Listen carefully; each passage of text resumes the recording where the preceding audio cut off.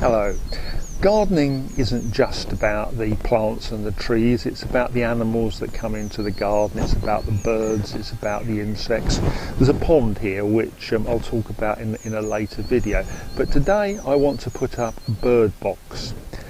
It's a little bit late for that possibly, it's early April and the birds might not take up residence in it this year, but it's never too early or too late to put up a bird box because it can be there for when they feel they need it.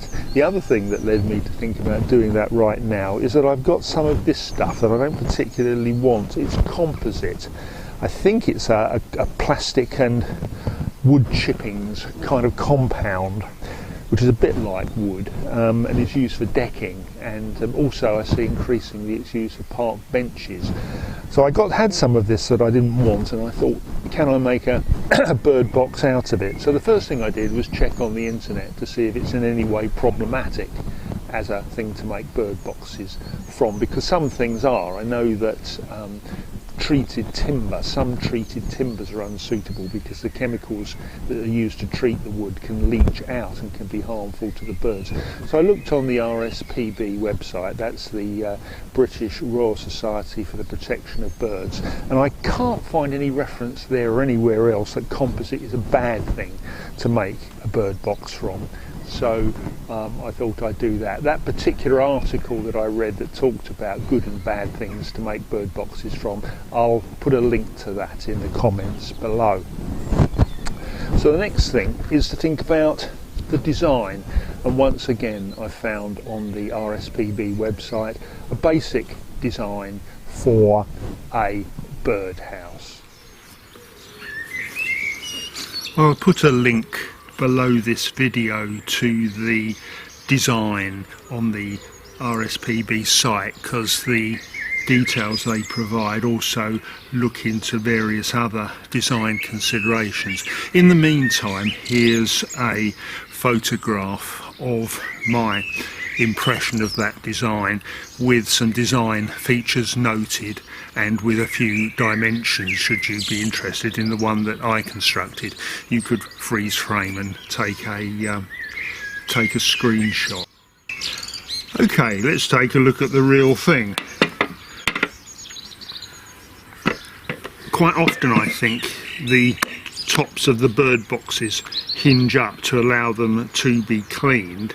Because this was made in the manner that it was, it seemed rather complicated to build a lifting waterproof top, because the sides just come off really easily because they're just held together with screws. So these side panels can come out to clean out the bird box when required, and they can just be screwed into position to complete the side of the box.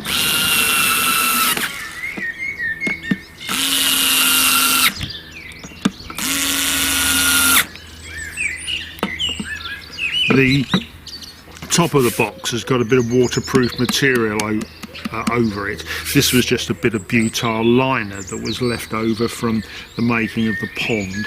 And perhaps the other thing to note, which it also mentions in the RSPB design, is the holes in the bottom.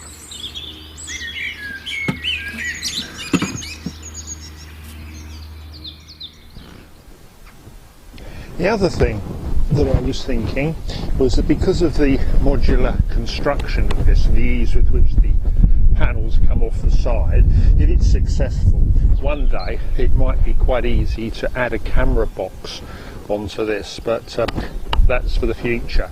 The next thing is to decide where to put it, and I've always thought that a good location might be behind the workshop at the end of the garden. At least I hope so. There's about a 6-metre area from here to the back fence, and I've let it get a bit overgrown really. I tell myself it's a wildlife garden, which in reality it is. It's also an indication of a little bit of laziness. But I was thinking that up here might be just the place. It's very sheltered here.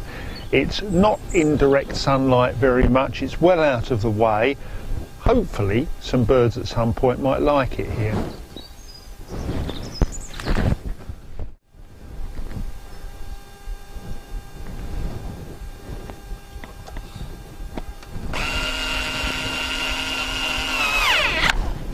Well, that's the bird box in position, and on the other side of this undergrowth I think there's a good position to set up a camera if one day this bird box becomes occupied.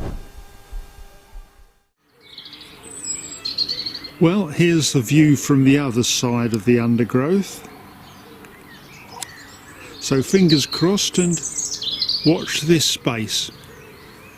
I hope you've enjoyed this video and found something interesting or useful to take away from it.